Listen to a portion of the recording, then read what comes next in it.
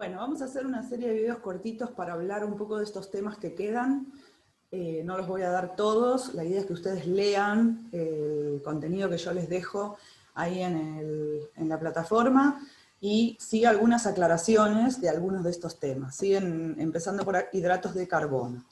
Bueno, obviamente, como van a leer, los hidratos de carbono son una fuente de energía muy importante para nuestro cuerpo, ¿sí? Son lo que provee energía a nuestro cuerpo de distintas formas. Y la fuente más importante de hidrato de carbono que nosotros consumimos, la principal fuente es a partir de lo que tiene que ver con el mundo vegetal, no con el mundo animal, ¿sí? Entonces, todos los componentes en general de los vegetales, las frutas, la mayoría de sus componentes están formados por distintos tipos de hidrato de carbono, ¿sí? En distintas combinaciones de hidrato de carbono. Hay algunos que son simples y hay otros que son más complejos. Bueno, este era como una pequeña introducción a cómo está formado nuestro cuerpo, ¿sí? Tenemos lo que es, ¿no?, en un ser humano, todo lo que tiene que ver con la masa magra, que es nuestro músculo, las vísceras, que son los órganos, el estómago, el hígado, la vejiga, los riñones, la masa ósea, que son nuestros huesos, los fluidos corporales, que son la sangre, la linfa, y las proteínas que están circulando por nuestro organismo, y enzimas, que son las que se usan, por ejemplo, la hemoglobina, que es una proteína, las enzimas que degradan lo que comemos, las enzimas que arreglan nuestro cuerpo, todo eso es la composición corporal. Y después está la masa grasa, que son el tejido adiposo, que bueno, es el subcutáneo y que puede ser de distinta composición o cantidad de tejido adiposo.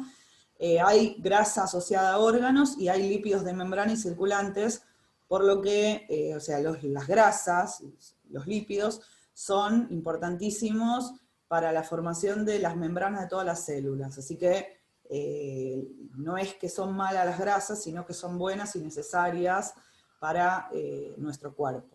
Obviamente el exceso de grasa siempre, de ciertas grasas, de cierta cantidad, va a aumentar ese tejido adiposo que el cuerpo, por distintas señales, acumula para usar de reserva energética por si hay hambrunas, si hay cosas que tienen que ver con la historia del ser humano que hacen que nuestro cuerpo acumule material de reserva por las dudas, por si hay hambrunas, ¿sí? Porque ha sufrido hambrunas el ser humano en la historia.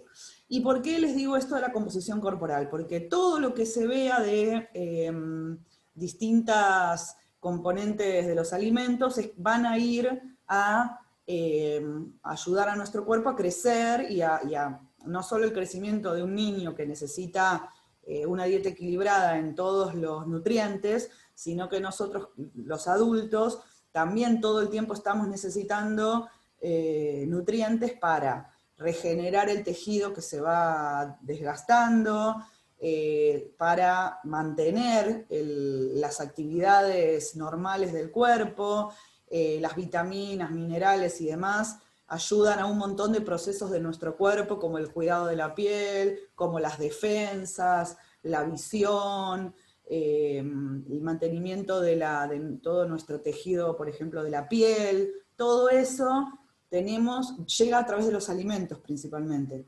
Entonces tenemos que consumir distintas cosas que nos aportan esos nutrientes que necesita el cuerpo. Uno de los nutrientes, que es el que estamos viendo ahora, son los hidratos de carbono. Y la principal función del hidrato de carbono es como fuente de energía, ¿sí? Después del agua es el componente más abundante en la naturaleza, porque, como les dije, todo lo que es el reino vegetal, el principal componente es el hidrato de carbono en distintos tipos de composiciones. Y obviamente va a tener distintas funciones.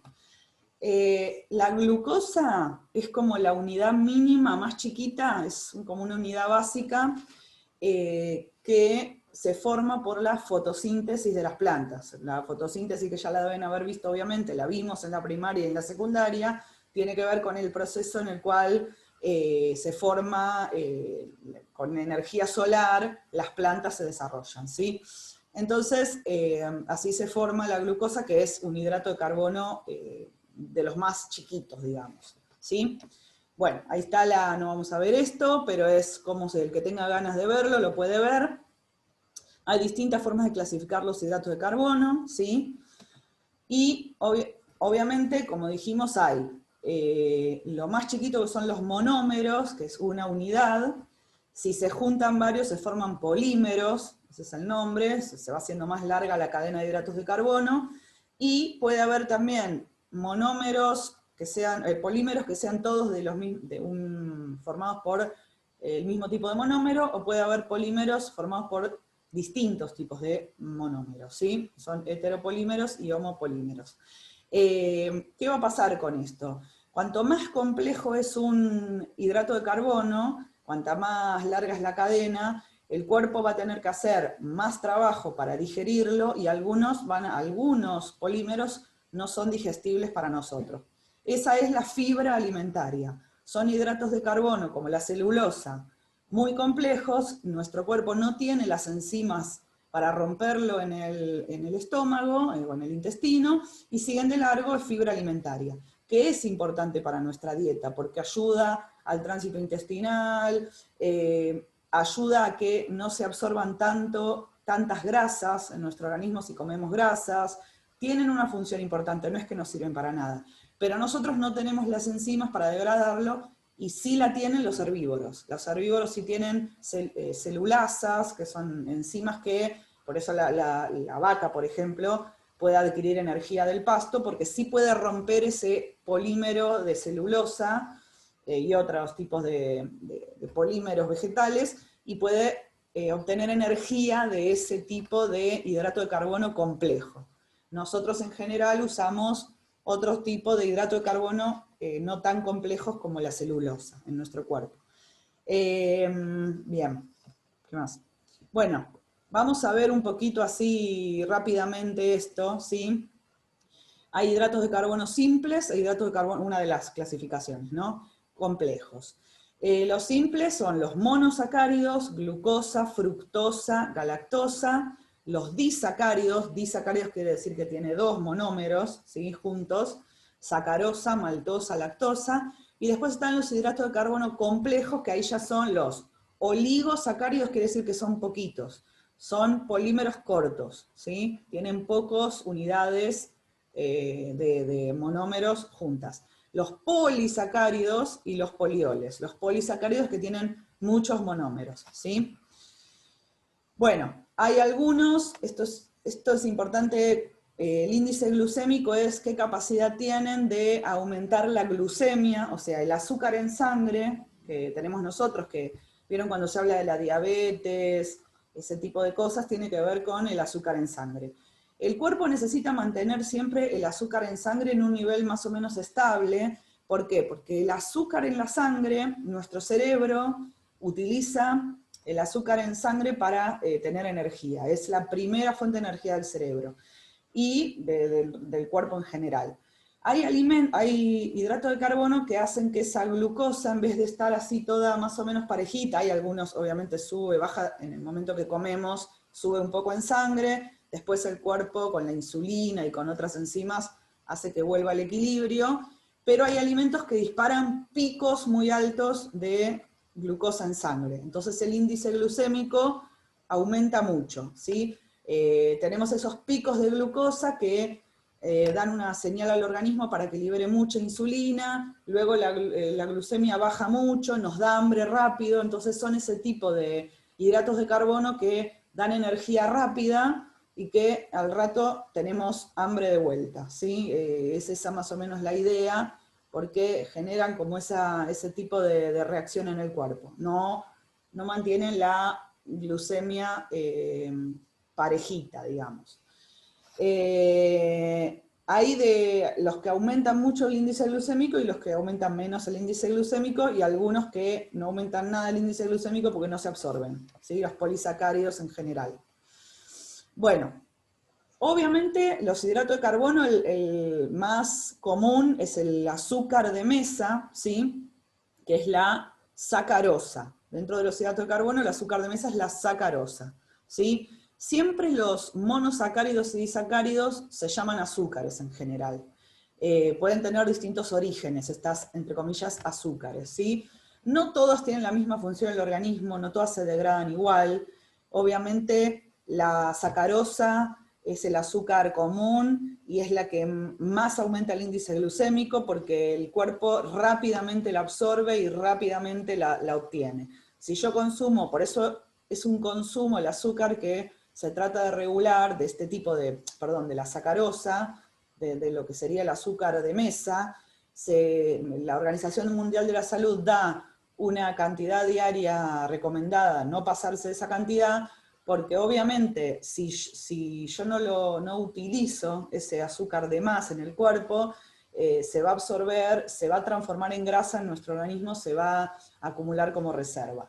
No es bueno consumir en exceso este hidrato de carbono tan fácilmente accesible para el cuerpo, porque aparte el cuerpo para absorberla y para utilizarla no usa mucha energía. Para otro tipo de hidrato de carbono, el cuerpo tiene que trabajar, porque lo tiene que degradar, lo tiene que hacer más chiquitito para que pueda entrar al cuerpo, ¿sí? Bueno, esto después léanlo tranquilo. Bueno, esto es importante en realidad, que habla de que esta glucosa, los azúcares, intervienen en la famosa reacción de Maillard que ya habíamos hablado, y es que cuando se calientan, ¿sí? Junto también con algunas proteínas que son los aminoácidos, se forma una reacción química que hace ese color pardo en los alimentos, que a veces son deseados y a veces no. Es lo que le da el color a la carne, por ejemplo, al pan cuando se dora, es la glucosa sumada con los aminoácidos, ¿sí? Bueno, los monosacáridos, ¿sí? Los monosacáridos, ¿en qué alimentos están principalmente en cantidades importantes? En frutas, porque el monosacárido de las frutas es la fructosa, ¿sí? Obviamente que, a ver, la fruta tiene hidratos de carbono que van cambiando a lo largo de la maduración de la fruta. Hay frutas que tienen más hidrato de carbono complejo al inicio de la cosecha, y luego con el tiempo se va transformando en fructosa, ¿sí? Esos hidratos de carbono complejos se van haciendo más simples, y la fruta cuando está más madura tiene más azúcares libres. Por ejemplo, la banana. La banana, si yo la consumo más verde, va a tener más fibra, y si la consumo más madura, va a tener más azúcar, entonces va a aumentar más el índice glucémico que habíamos visto anteriormente, ¿sí? Por eso dice que varía el contenido de monosacáridos, la fructosa, dependiendo del tipo de fruta. No todas tienen la misma cantidad de fructosa, en qué momento de la maduración está, cómo ha sido almacenada, etc., ¿sí? Pero sepan que una fuente de azúcares es la fruta, ¿sí? Una fuente de azúcares y de energía, ¿sí? Bueno, acá no lo vamos a ver esto ahora, pero acá tienen para saber qué tipo de hidrato de carbono tienen las frutas, si tienen glucosa, fructosa o sacarosa, para que lo vean tranquilos. Luego tenemos los disacáridos, ¿sí? Que son los azúcares más abundantes en los alimentos. Son dos monosacáridos unidos por un enlace que se llama enlace glucosídico. Como ven, bueno, ahora vamos a ver que hay varios alimentos que tienen disacáridos, por ejemplo la leche, ¿sí? La lactosa unida a otros monosacáridos. Bueno, ¿qué propiedades tienen los disacáridos? Son edulcorantes, endulzantes de alimentos, pueden darle textura a los alimentos y producen la reacción de Maillard, ¿sí? La glucosa, ¿sí? Es el azúcar de la sangre. Es una fuente importante de energía para todas las células del cuerpo, que eso ya lo dijimos, y en condiciones normales es la única fuente de energía para el cerebro, para el sistema nervioso y los glóbulos rojos, ¿sí? Bueno, la glucosa está en frutas, en miel, en azúcar invertido, muchos alimentos que están modificados, o sea, la glucosa, por ejemplo, el almidón hidrolizado el almidón es un polisacárido, pero cuando se lo hidroliza, que quiere decir que se lo rompe en moléculas más chiquitas, se obtiene glucosa. Entonces es una manera del mercado de aprovechar el almidón de otra forma, ¿sí? El jarabe de maíz de alta fructosa, que se obtiene del maíz, ¿sí? Es una forma de producir glucosa a partir del maíz, y que se usa como endulzante, y lo van a ver en muchas bebidas. JMAF, ¿sí? Esas son las siglas, jarabe de maíz de alta fructosa. Bien, después está la sacarosa, que esta es el azúcar de mesa, básicamente. También igual está en frutas, en hortalizas, y obviamente es el azúcar que se usa para endulzar alimentos elaborados, ¿sí? Helados, postres, mermeladas, todo ese tipo de productos tiene sacarosa, ¿sí? Y bueno, también forma la reacción de Maillard, igual que la anterior, y carameliza a 160 grados. Eso después lo pueden ver tranquilos, leerlo tranquilos, ¿sí? Bueno, la lactosa es el menos dulce de todos los llamados azúcares, de los disacáridos. Está compuesto por una molécula de glucosa y una de galactosa, y es el azúcar de la leche, ¿sí? Está naturalmente en lo que son leche y derivados, es lo que le aporta ese dulzor suave. Cuando uno toma leche sin agregarle nada, tiene un gusto dulce, suave, y es la lactosa, ¿sí? Y obviamente en cualquier alimento que tenga leche o sus derivados va a tener lactosa, ¿sí? La maltosa está formada por dos moléculas de glucosa, y cuando se hace germinar los granos de cebada, se obtiene este azúcar, ¿sí? Y es el azúcar que está en la cerveza, por ejemplo. También en la miel, en cereales, hay jarabe de maltosa que también se usa en la industria. Entonces es otro azúcar que es importante en la cerveza, porque va a ser la fuente que van a usar las levaduras para que se forme la fermentación de la cerveza, ¿sí? Por eso se usa la cebada.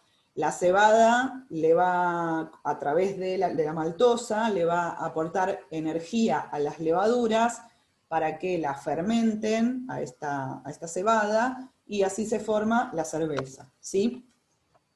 Bueno, después hay lo que les dije, los oligosacáridos, que están formados por tres. Recordemos que los monosacáridos puede ser 1 o 2 unidades. El monosacárido es 1, 2 son disacáridos. Oligosacáridos ya es cuando tienen de 3 a 9 monosacáridos, ¿sí? Y acá, bueno, tienen algunos que son no digestibles, que están en las plantas, y otros que son digestibles, y son las maltodextrinas, que se usan mucho en la industria alimentaria, ¿sí? La van a ver en rótulos, maltodextrina, que se utiliza por ahí para darle otra textura a los alimentos, ¿sí? Eso ya es más para tecnología de los alimentos. Y después están los polisacáridos, ¿sí? Que son los que tienen muchos monosacáridos.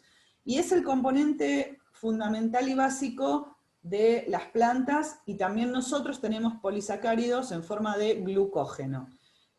Cuando la glucosa es mucha en el cuerpo, cuando hay exceso en la sangre, cuando la glucemia, como dijimos, comemos glucosa, y le sobra al cuerpo y necesita hacer una reserva, decir, bueno, a ver, si por un tiempo, lo primero que va a usar el cuerpo no va a ser la grasa, si le falta energía, va a ser glucógeno. El glucógeno es como muchas moléculas de glucosa que se juntaron y quedaron ahí por si nos baja mucho la glucemia. Como les dije, el cerebro, el sistema nervioso necesita glucosa. Si baja mucho, el cuerpo, ¿qué hace? Agarra ese glucógeno que está guardadito está guardado en el hígado y en los músculos, lo degrada a glucosa y lo manda a la sangre para que no se nos quede el cerebro sin energía. Una vez que se acaba el glucógeno, empieza a usar, degrada proteínas el cuerpo para transformarlas en energía y después usa las grasas, ¿sí? Esos son los mecanismos del cuerpo. Es muy importante, bueno, también es la forma de reserva, los polisacáridos en las plantas como almidón. Es la energía acumulada que tienen las plantas para sobrevivir, para tener energía. Y como pectinas y celulosa, es lo que le da la estructura a los vegetales. Es lo que hace que la planta, el tallo, lo que le da la forma a las hojas, o sea, lo que le da estructura a las plantas es la celulosa y las pectinas. Pectinas viene de pared, ¿sí? Entonces es como la pared celular, son las pectinas, ¿sí? Entonces, como dije, son las funciones biológicas de los polisacáridos, formar parte de la estructura de las plantas, le da su rigidez, son resistentes a muchas enzimas y microorganismos, por eso nosotros no podemos degradar ese tipo de hidrato de carbono complejo, pero los herbívoros sí, porque tienen las enzimas para hacerlo. Y después están como reserva energética, dijimos, el glucógeno en los animales. El glucógeno no existe en el mundo vegetal, es la forma de reserva de energía de los animales. Y después en los vegetales el almidón es la forma de energía de reserva de los vegetales, ¿sí? Y estos sí son fácilmente atacables por enzimas, ¿sí? El almidón, bueno, es un componente muy importante de nuestra alimentación, está en varios alimentos, es algo que consumimos mucho, ¿sí? Y tiene muchísimas unidades de glucosa. Es el hidrato de carbono más importante de la dieta humana, es fuente de glucosa de la dieta humana y está formado por dos polímeros. Bueno, eso por ahí es un poquito más técnico, pero bueno, es importante porque tiene dos polímeros, es un polímero formado a su vez por dos polímeros, la amilosa y la amilopectina. La amilosa es importante porque es lo que hace que el almidón se pegotee. ¿Vieron cuando hacen el arroz y les queda toda como una gelatina? Es la amilosa, así que forma esa película aglutinante que se forma cuando el almidón se cocina, ¿sí? Entonces, bueno, en la industria alimentaria tiene sus utilidades saber estas cuestiones, que las van a ir viendo también con las respectivas materias que trabajen estos alimentos, ¿sí?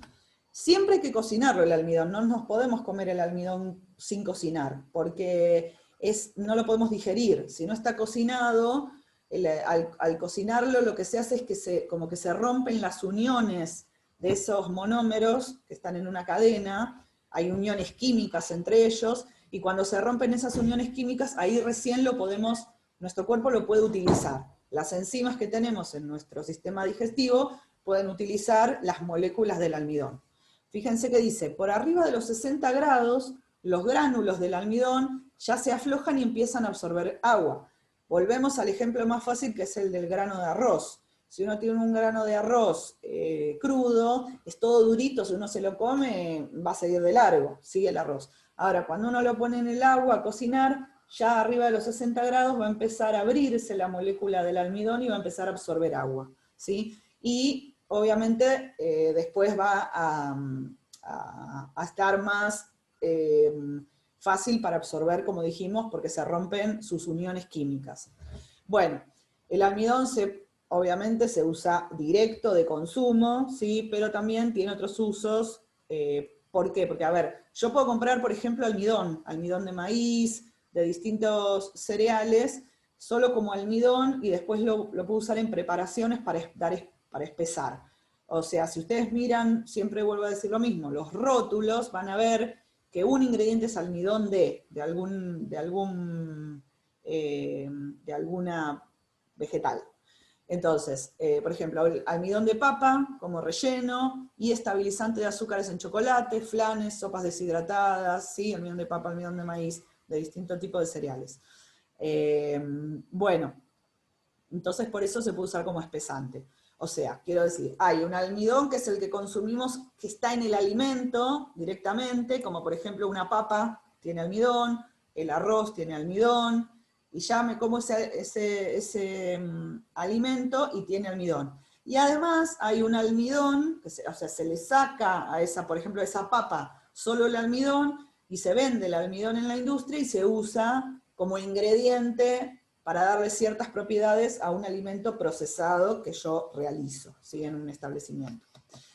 Bueno, fuentes de almidón, ¿sí?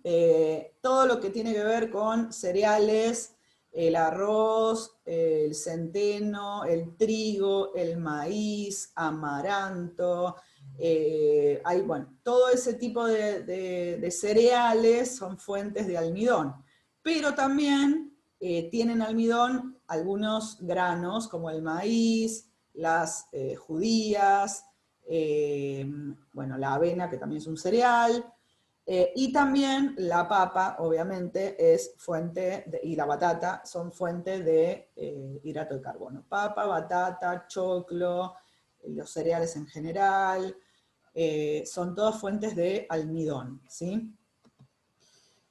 Están entonces, para resumir, en los cereales en general, en hortalizas que son raíces y tubérculos, como la batata, la mandioca, la zanahoria, la remolacha, la papa, todo ese tipo de productos.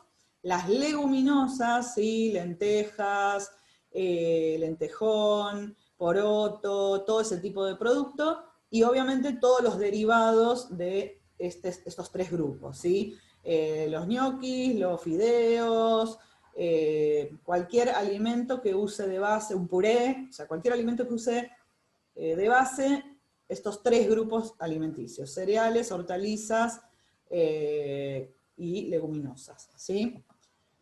El glucógeno lo vamos a pasar de largo. Como les dije, nosotros no nos comemos el glucógeno porque el glucógeno es un componente de los músculos y el hígado, y cuando se faena el animal en un frigorífico, ¿sí? Cuando se faena el animal, en la carne, en la maduración de la carne, el glucógeno se va a transformar en glucosa, y esa glucosa se va a fermentar y le va a dar la acidez característica a la carne, ¿sí? Entonces, al momento que nosotros nos comemos un bife, ya no tiene glucógeno, ya ese se degradó, ¿sí? Se degradó a glucosa y a su vez se formó ácido láctico, ¿bien? Y después, bueno, hay estos polisacáridos no amiláceos que no son digeridos o absorbidos por el intestino delgado, y son lo que se llama fibra dietaria. Acá están todo lo que se usa en la industria alimentaria. El ser humano descubrió que las podía usar para darle forma a otros alimentos. Por ejemplo, lo que es todo lo que es pectinas, goma guar, agar-agar, todo ese tipo de polisacáridos, que son no amiláceos porque no tienen almidón, se usan para, por ejemplo, hacer caramelos, para gelatinas, para estabilizar otro tipo de productos, ¿sí?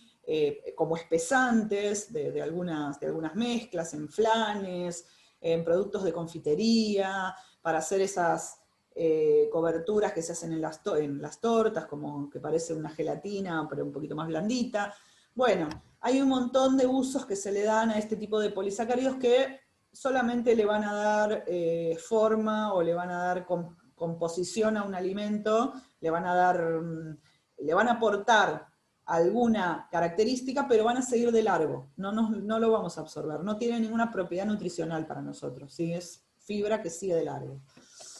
Bueno, aparte de todo lo que son los vegetales, están las frutas, que las frutas también tienen, como dijimos, principalmente fructosa, y también tienen, obviamente, pectinas, también tienen fibra, porque están formadas por hidrato de carbono en su composición, ¿sí? Y una cosa importante es que hay frutas que son climatéricas y frutas que son no climatéricas. ¿Qué quiere decir esto?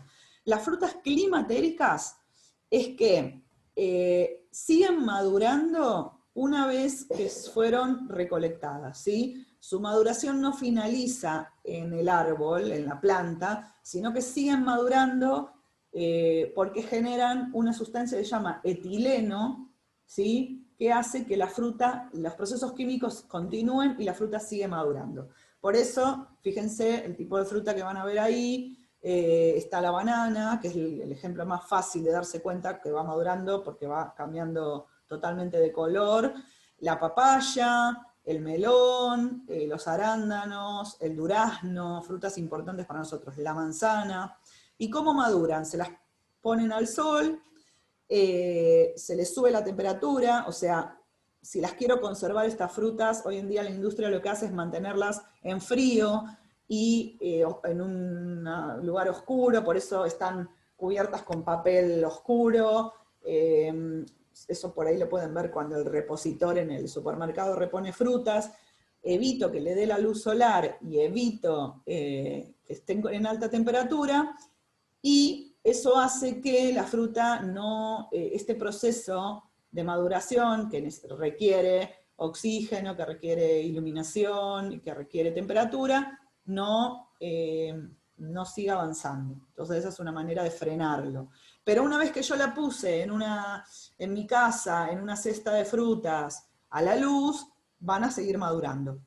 Y después hay frutas, y otra cosa muy importante, hay frutas que producen mucho etileno, ¿sí? Si yo junto, por ejemplo, una manzana con una banana, el etileno que libera la manzana me va a madurar muy rápido las bananas. Entonces, si yo quiero que las bananas me duren más, porque liberan menos etileno, es más lento el proceso, no la tengo que poner junto con una manzana. Ahora, si yo quiero, por ejemplo, que una palta me madure más rápido, la pongo con una manzana, porque la manzana libera mucho etileno y me madura la palta. Eso para ir, primero, para ir controlando la maduración, o sea, yo puedo planificar si quiero que me maduren más rápido o no las frutas, estos alimentos. Entonces puedo juntarlos o separarlos, ¿sí? Si quiero que la banana se me mantenga mejor por más tiempo, no la voy a poner junto con una manzana. Ni con una papaya, que son por ahí las frutas que más liberan etileno. Y después las frutas no climatéricas solo maduran cuando están en la planta. O sea que si yo lo corto, tiene que cortarse en un momento adecuado, tiene que sacarse de la planta, porque no va a seguir madurando. Si yo la saqué inmadura, va a quedar así. Y eso es un problema porque es una pérdida importante. Hay que saber cuándo cosecharla, ¿sí? Bueno, después nada más un comentario sobre las legumbres, porque después hay otra presentación, y ahí hay un poquito más de material. ¿Qué componentes tienen? O sea, piensen que las legumbres son como la semilla de una planta, ¿sí? Entonces, tienen tanto proteína, o sea, tienen una proteína que es la legumina, por eso muchas veces en las dietas veganas se usa la legumbre para reemplazar a la carne, porque las legumbres tienen mucha proteína que se llama legumina. Son una fuente de lípidos, tienen grasas también, porque como es una semilla, requiere energía ahí adentro metidita para madurar, y también tienen hidrato de carbono, que es la celulosa, ¿sí? Esos son los componentes de estas semillas llamadas legumbres. ¿Cuáles son las legumbres? Los garbanzos, las lentejas, lentejón, judías, todo ese tipo de producto, arvejas, todo ese tipo de porotos, distintos tipos de poroto alubia, bueno, hay una variedad muy grande. Todo ese tipo de productos son legumbres y son una fuente muy importante de proteína vegetal.